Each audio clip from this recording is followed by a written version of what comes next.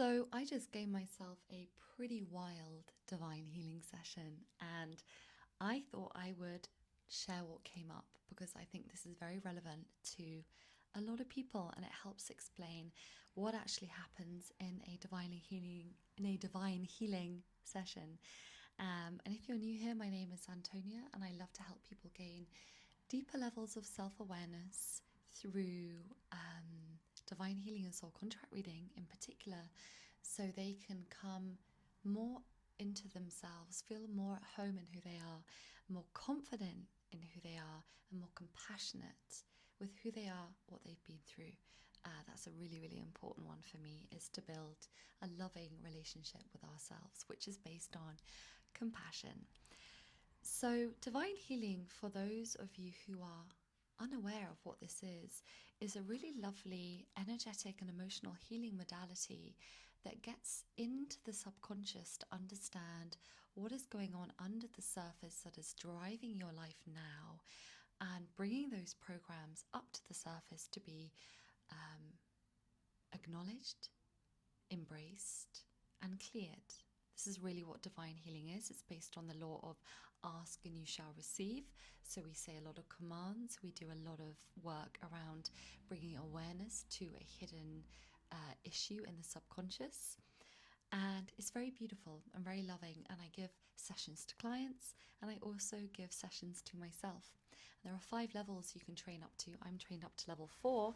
And as you can see from my folder, there's a lot of things that we can clear. And sessions tend to be very altering, very relaxing. I've got some mascara under my eye. Very altering, very relaxing, very, very calming. And they can be very emotional. They definitely were with me, which is why there is mascara under my eye, because I looked such a fright from crying. I thought, before I do this video, I better put some makeup on quickly so I look a little presentable. And I don't usually record videos right after sessions because I'm still processing, but this was a real good one, so I wanted to share. So what I uncovered was I had an attachment. There is a chart called Letting Go of Attachments, and it's really, really normal for us to get very attached to things. And if you have the 8s in your soul contract, or maybe the 11 twos, or even the 4s, it's really easy to become attached to things for safety and for fear that nothing will come and take its place. And oof, I'm getting hot even talking about this, so I'm going to take this off. So, attachments are very, very common, and we have a lot of them, but sometimes they are a little under the surface of our consciousness. We're not aware they're there. So, my attachment was an attachment to money. Again, very common, which is why I wanted to do this video. And when I allowed myself to feel what was going on and why I thought this attachment was there, I realized that I have been in a little bit of a state of fear around money. Again, very normal. And the attachment was, I have to keep hold of it, because if I don't, then nothing more will come through. So I must hold on to it really, really tight. And there were a lot more deeper emotions going on under the surface with this that I can't for the life of me remember. And this is when divine healing, you know it's working, because you can't really remember much of the session and what came through, especially on an emotional level. Because normally what we do is we work through a chart, we bring awareness to the program or the issue or the trauma, and then we go in and we release it. And before we release it, we bring up all the emotions that resonate with it. And so if you don't remember, that's a really good sign, because it means it's gone, it's in the post, and it's left the building. So the attachment was to money. And going a layer deeper, because in divine healing, all the programs that we have are always hooked into other things. So a trauma might be hooked into a fear, hooked into a past life, hooked into an ego sabotage, hooked into a, blah, blah, blah, blah, blah. And each level of divine healing has 26 different charts. So I've got over 100 different things to work with. And the thing I realized that was linked into this attachment to money was a hidden subconscious ego agenda. Now, these are very, very common and very juicy, and they're hidden, so we are not aware that they are there until we are guided in a session to the one and it comes to the surface. So there's no guesswork in divine healing. I wait for guidance, the guidance shows me what needs clearing, and I go for that one particular thing. There's lists and lists of things. So my hidden subconscious ego agenda was around feeling guilty. It was punishing myself for feeling guilty.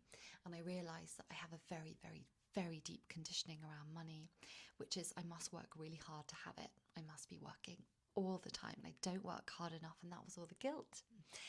And for me, it's a very, very personal one. The conditioning, as I said, is very, very deep with me, has been very deep of, how can I earn money when I don't work as hard as everyone else? And that brought in a lot of the comparison. And comparison and conditioning, I then had to do an intention for clearing, which is like a command, like a loving vow break to no longer accept this as part of my reality. So we did this, and then I did another vow break, and I can't even remember what the vow was, but it just dropped into my head, and I did that process. So comparison is a really strong thing in my soul contract, where I have a lot of threes. I have 12 threes, and threes are all about uncovering your self-worth, realizing your talents, and sharing them with the world through communicating, through teaching. And threes can really struggle with comparison because they're on a self-worth journey, and of course comparison is a really big piece of that. So we went and cleared this hidden ego agenda. It was very emotional for me. This is why I cried so deeply. It was a very, very big one, and so was the money one. It brought up a lot of judgment, a lot of shame, a lot of sadness, a lot of the stuff that was hidden in the background. And the money one brought up a lot of fear. And as part of the letting go of the attachment, when we let go, there are 5 stages of letting go, and one of them is shock and numbness. And that was presenting as being the thing that I needed to work through. So I then went and did a shock and trauma release, which is a whole process in divine healing, and it can take up half an hour because we are doing command after command after command, releasing the shock and trauma. We're very specific of what the trauma is, releasing it from the different aspects of our being and our reality. And it feels really good. And I was yawning my head off. At points I was burping, which is all signs of energy release. And the shock and trauma chart was very potent for me. And the trauma was around all the times where I found it really hard to pay my bills. And even thinking about that, all those memories stacked and stacked and stacked like a bookshelf of memories brings up, a huge amount of fear and stress and shock and trauma. So we went in and we multidimensionally cleared that, which felt really freaking good, I can tell you that. And then as a little piece of that, we went and did some chakra clearing. And very specifically, and I love it, divine healing is always so accurate.